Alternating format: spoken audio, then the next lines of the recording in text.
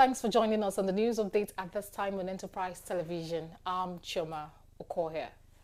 We'll begin in Zamfara, where terrorists have killed residents in a Sunday night attack at Dayu village in Kara Nomado local government area.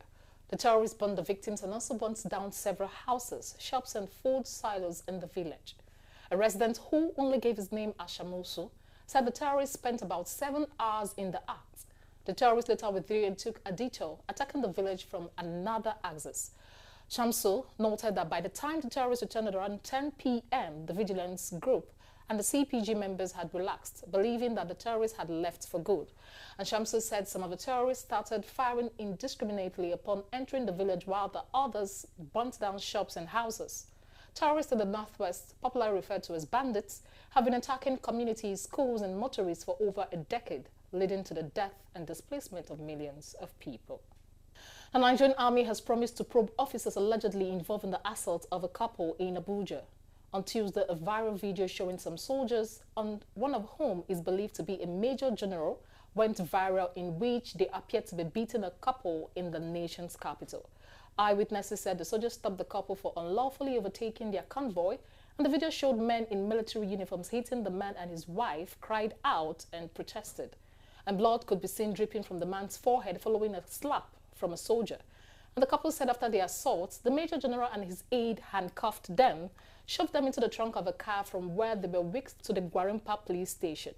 And the soldiers reportedly ordered police officers to detain the couple indefinitely. But in a statement on Wednesday, Onyema Wachuku, Army spokesperson, said Olufemi Oluyede, the acting chief of Army staff, has ordered an immediate investigation of the incident. And 4 Nigerian students have been jailed in the United Kingdom over a violent street brawl in Leicester City Centre. And Destiny Ojo, Joshua Davis Ero, Ridwanulahi Rahim, and Habib Lawal, all aged 21, used knives, a basketball bat, and a crutch as weapons during the fight that took place on November 4, 2021. The defendants were found guilty of various offences at the Leicester Crown Court on Thursday after a 6-week trial. The Leicestershire police said CCTV footage showed that the men, all from London, were spotted with several weapons. In foreign news, South Africa has taken over the leadership of the G20 during a handover ceremony at the Rio de Janeiro summit in Brazil. Brazilian President Luiz Lula da Silva handed over the reins of leadership to Cyril Ramaphosa, the South African president, on Tuesday. South Africa is the only African country in the G20 and will be the host of the 2025 summit. The South African president said his administration will prioritize inclusive economic growth, industrialization, employment and inequality. Ramaphosa said he is looking forward to welcoming global leaders to South Africa next year. Since 2008, the G20's General Annual Summit has evolved into a major forum for discussing economics as well as other pressing global issues. And moving into the U.S., the U.S. and some other Western embassies in Kyiv have remained shut for what they refer to as security reasons, and with the American delegation saying it had received a warning of a potentially significant Russian airstrike on the Ukrainian capital.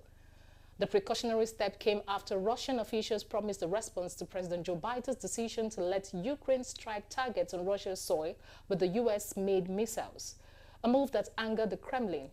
And the U.S. Embassy said its closure and attack warning were issued in the context of ongoing Russian missile and drone attacks on Kyiv and anticipated a quick return to regular operations. And that's all we have for you with the news update on this hour. Many thanks for watching. I'm Choma Okoye, and do well to visit our website at www.enterprisetvnews.com.